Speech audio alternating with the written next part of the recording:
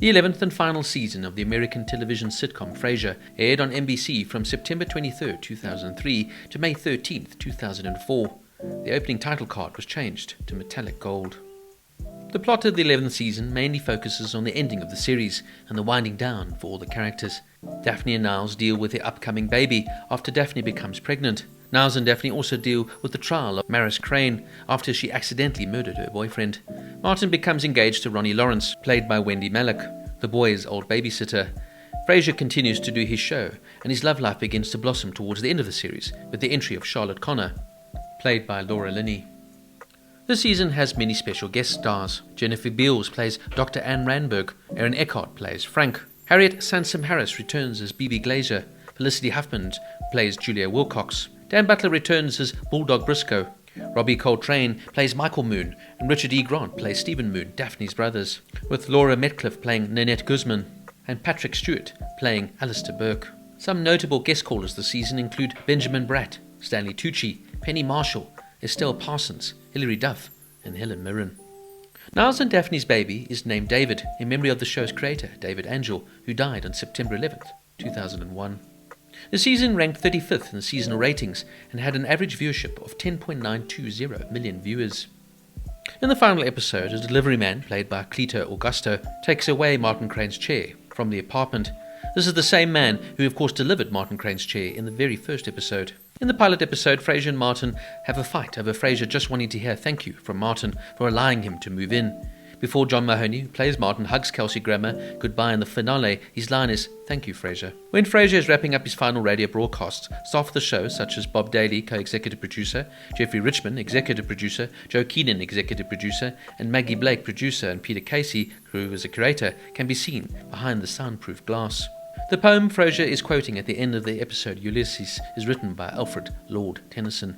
The final ever episode was watched by 33.7 million viewers, which tied with the 7th season finale, Something Borrowed, Something Blue. Eddie's birth date was originally given as May 7th in episode 8 of season 5, but was then changed to May 15th for this episode. Towards the end, Ronnie calls Frasier Kid, but in reality, Wendy Malick is only 5 years older than Kelsey Grammer. This, of course, would be the final appearance of Martin Crane, Daphne Moon Crane, and Dr. Niles Crane, as none of these actors were brought back for the new Frasier series. The final episode also has a guest appearance by Jason Biggs, playing the veterinarian. Bulldog's absence from the series finale was because Dan Butler was on tour with his one-man show all throughout filming. It was notable, though, for being one of the show's most major recurring characters to not be present during the finale. At the end of the episode, the voiceover on the intercom in the plane says "Welcome to Chicago," indicating that Frasier was in fact on his way to Chicago, not San Francisco, where he had of course signed up for a new job. He of course is now taking a chance to try and win back Charlotte, played by Laura Linney.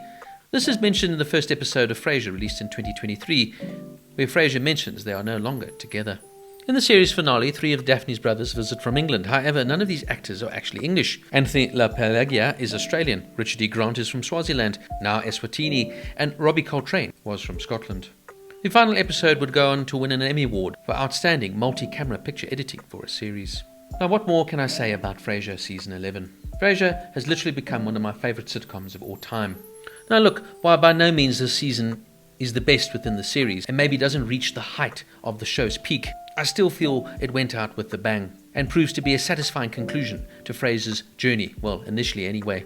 One thing that always blew me away about Frasier was how sophisticated, witty, and cleverly written the comedy was. Also, of course, the repartee and chemistry between all the lead players always just stood out. Each actor looked like they're having a lot of fun on set, and they just seemed to get on so well, so I definitely think it shone through in the show. Kelsey Grammer was born to play Frasier, and he really made the character his own over all these years. In many ways, he is Frasier, and Frasier is him. And getting the likes of David Hyde Pierce, of course, to play Niles, and John Mahoney to play Martin were just absolute strokes of brilliance.